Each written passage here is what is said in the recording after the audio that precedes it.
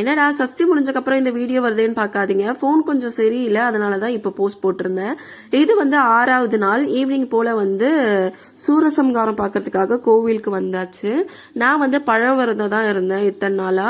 இப்ப எப்படி அப்படின்னா வந்து காலையில ஒரு பொழுது இருந்துட்டு மதியமும் நைட்டும் மட்டும் பழம் சாப்பிட்டுட்டு இருந்தேன். 1வதுல இருந்து 5வது நாள் வரைக்குமே அப்படிதான் இருந்தேன்.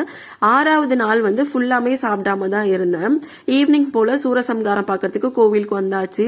சரியான மழை பெஞ்சிட்டு இருந்துச்சு. ஆனாலும் எல்லாருமே வந்து நனைஞ்சிட்டே கூட அந்த சூரசம்காரம் ஃபுல்லா பார்த்துட்டு தான் போனாங்களே. அகைன் பார்த்து முடிச்சுட்டு வீட்டுக்கு போயிட்டு சாமியெல்லாம் கும்பிட்டு முடிச்சாச்சு. நான் காப்பு கட்டி தான் இந்த விரதம் வந்து ஆரம்பிச்சிருந்தேன்.